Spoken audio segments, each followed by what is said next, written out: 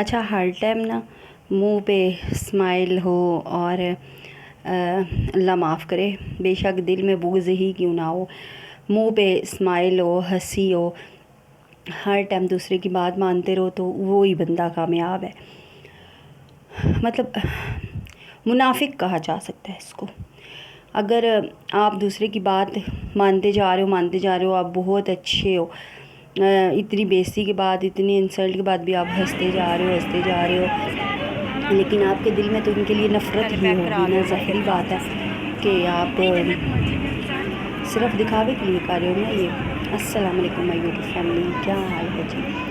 میں امید کرتی ہوں کہ آپ سب انشاءاللہ ٹھیک ٹھاک ہوں گے، خیر عافیت سے ہوں گے۔ اچھا، سب سے پہلے آپ سب سے ریکویسٹ ہے کہ میں نے پہلے بھی کہا تھا کہ میں نے ایک واٹس ایپ پہ کمیونٹی بنائی ہوئی ہے، وہ میری دوست ہیں، سبسکرائبر ہیں، کپڑے کا، کراچی سے ہیں شاید، وہ کپڑے کا کام کرتی ہیں، تو آپ لوگ اس میں میرے واٹس ایپ پہ رابطہ کر کے وہاں سے کپڑے لے سکتے ہو، بہت اچھے کپڑے ہوتے ہیں۔ اور دوسرا میں ایک اور بتاتی ہوں، شیفی کلیکشن ایک چینل ہے جس کا لنک میں لگا رہی ہوں، وہاں سے بھی آپ، وہ بھی میری سبسکرائبر ہی ہیں، فیصلہ آباد کی ہیں، انہوں نے چینل کپڑے کا بنایا ہے، تو آپ لوگوں سے ریکویسٹ ہے کہ آپ ان کے چینل پر جائیں، سبسکرائب بھی کریں اور ان کے کپڑے بھی چیک کریں، بہت اچھے ہیں، دیکھیں۔ اور آپ کو پتہ ہے فیصلہ آباد سے بہت اچھے کپڑے ملتے ہیں، دیکھیں اور خریدیں اور ان کو سپورٹ بھی کریں اور ساتھ مجھے بھی سپورٹ کریں۔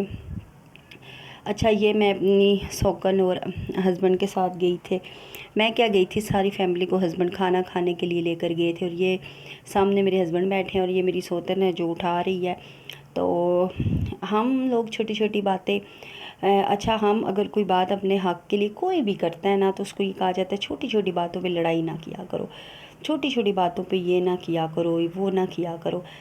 یہ چھوٹی بات ان کے لیے ہوتی ہوگی لیکن ہمارے لیے چھوٹی بات نہیں ہوتی۔ اب یہاں پہ سامنے ہسبینڈ کی دونوں بچیاں بیٹھی ہیں، ساتھ دونوں بیٹے بیٹھے ہیں، اور اس طرف میں اور میری بیٹی بیٹھے ہیں، اور ادھر ہسبینڈ اور ان کی وائف اکٹھا کھا رہے تھے، میں اور جنت اکٹھا، اور وہ دونوں بہنیں اور دونوں بھائی مطلب ایک ساتھ۔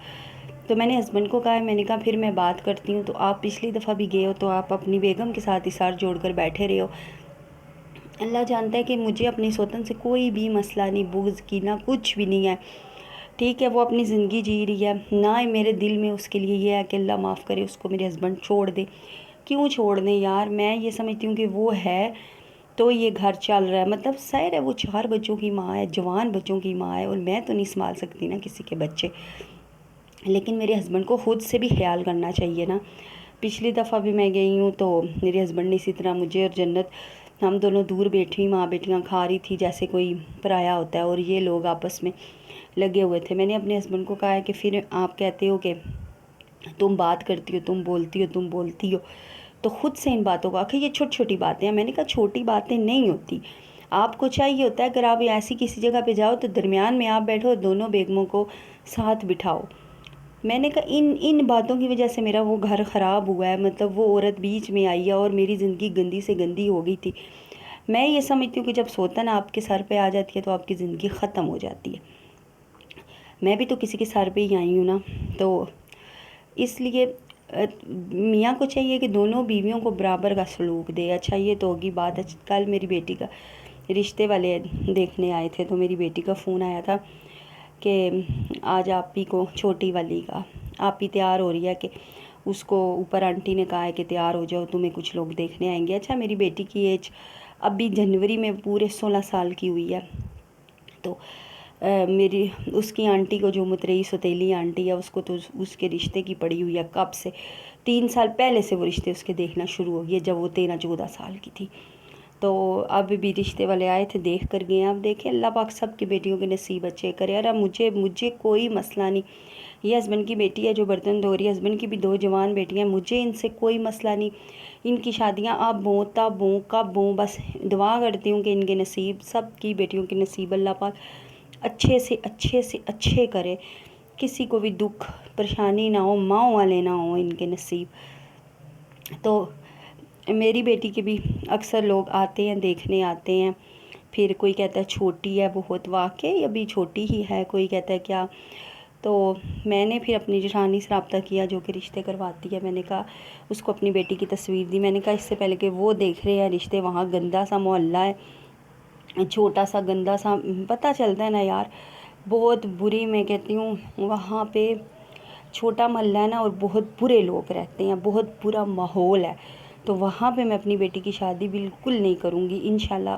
4 سال تک کروں گی، 20 سال کی ہو جائے گی جب اس کی پڑھائی مکمل ہوگی۔ بچیوں کو پڑھانا چاہیے، اعتماد دینا چاہیے، اتنا پڑھ لیں کہ وہ اپنے پاؤں پر کھڑی ہو جائیں۔ کل کو اگر ان پہ کوئی مسئلہ مصیبت ہو تو میری طرح چینل نہ کھولنے پہ مجبور ہوں۔ اپنے پاؤں پہ اتنی پڑھی لکھی ہونی چاہیے، کھڑی ہو جائیں اور اپنی زندگی گزار سکے، اپنے ہسبینڈ کا ساتھ دیں، اپنے بچوں کو پالیں۔ میں یہ نہیں کہتی کہ پڑھ لکھ کے نوکریاں کر کے سر پر چڑھ جائیں، کل کو ہسبینڈ کو بھی ٹھڈے مارنے لگ جائیں، ایسی کوئی بات نہیں ہے۔ اکثر لوگوں کا خیال یہ ہوتا ہے کہ عورتیں کمانے لگ جاتی ہیں تو ہسبینڈ کی عزت نہیں کرتی۔ بات یہ ہوتی ہے کہ ہسبینڈ پہلے ہی منہ کے کوئی بہت ہی گندے ہوتے ہیں، ٹھیک ہے، ہر ٹائم طنز، ماں بہن کے کہنے پہ بےعزتی، لڑائی جھگڑا، اور عورت صرف اپنے ماں باپ کی وجہ سے مجبور ہو کر بیٹھی ہوتی ہے اس کے پاس، اور خرچہ مانگو تب بےعزتی، ہر چیز میں مطلب کمپرومائز کر رہی ہوتی ہے عورت۔ اور وہی عورت اگر پڑھی لکھی ہوگی، جاب والی ہوگی، وہ تو کمپرومائز نہیں کرے گی نا۔ اس وجہ سے کہا گیا کہ عورتوں کو نوکری نہیں کرنی چاہیے، عورتوں کو زیادہ پڑھنا نہیں چاہیے کہ وہ ہسبینڈ کی عزت نہیں کرتی۔ تو ہسبینڈ کو کیوں نہیں سمجھاتے کہ تم لوگ بھی بیوی کی عزت کرو اور کرواؤ، بیوی کی عزت تم لوگ بھی کرو، وہ جو منہ سے مانگتی ہے۔ تو یہ ہوتا ہے کہ دونوں ہاتھوں سے تالی بجتی ہے۔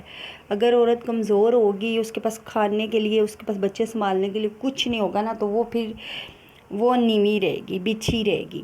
اگر یہی عورت اگر پڑھی لکھی ہوگی، اپنے پاؤں پہ کھڑی ہوگی، تو وہ پھر کسی کے کہے میں نہیں آتی۔ تو پھر کہا جاتا ہے کہ عورتوں کو پڑھانا نہیں چاہیے کہ وہ اپنے ہسبینڈ کو چھوڑ کے چلی جاتی ہیں، طلاقیں لے لیتی ہیں۔ کیونکہ میری جو یہ ہسبینڈ کی وائف ہے وہی اکثر کہتی رہتی ہیں جو عورت کمانے لگ جاتی ہے وہ ہسبینڈ کو چھوڑ دیتی ہے، گزارے نہیں کرتی۔ یار گزارا کس کو کہا جاتا ہے؟ گزارا اس کو کہ تم لوگ رات دن بیسیاں کرواتے رہو، اپنے منہ پہ چانٹے کھاتے رہو، اور ہر ٹائم اگر آپ کو ایک 10 روپے کی چیز بھی ضرورت ہے تو ہسبینڈ کی منتیں کرتے رہو، ایک پیمپر کے لیے بھی آپ بیستیاں سنتے رہو اپنے ہسبینڈ سے، اور بولو نا منہ سے، یہ کہاں کا انصاف ہے؟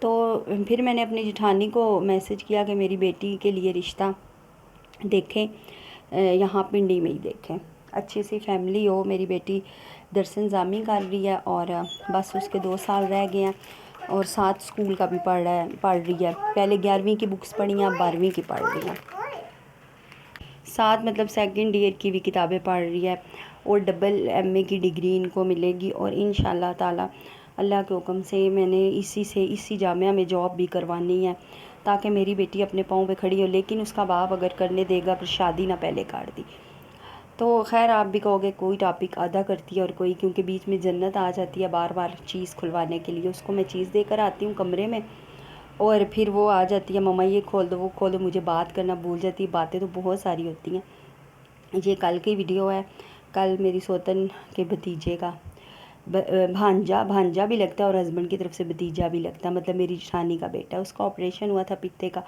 وہ سارے دن کے لیے وہاں چلی گئی تھی۔ پھر میں نیچے تھی، میں نے سالن بنایا ہسبینڈ کو اور ان کے دونوں بیٹوں کو روٹی دی پکا کر کھلائی، پھر میں اوپر آئی شام 5 بجے کے بعد، اور اتنا تھک گئی کہ میں لیٹی تو سچ پوچھو میری آنکھ ہی لگ گئی۔ ویڈیو کا میرے دل دماغ میں مطلب تھا کہ میں نے ویڈیو ڈالنی ہے لیکن وائس اوور ہی نہیں کی، کچھ سمجھ ہی نہیں آیا۔ اور یہاں پہ میں لیٹی تھی تو تھوڑے کلپ لیتی جا رہی تھی، میں نے کہا ویڈیو ڈالوں گی تو میرا بھی کچھ بنے گا نا۔ تو اچھا، آپ بہت محنت سے یہ ویڈیو بنتی ہے، بہت محنت سے آپ لوگوں نے میرے چینل کو سبسکرائب کرنا ہے، لازمی کرنا ہے۔ آپ سب سے ریکویسٹ ہے اگر اچھی ہوئی تو لائک بھی کر دیجیے۔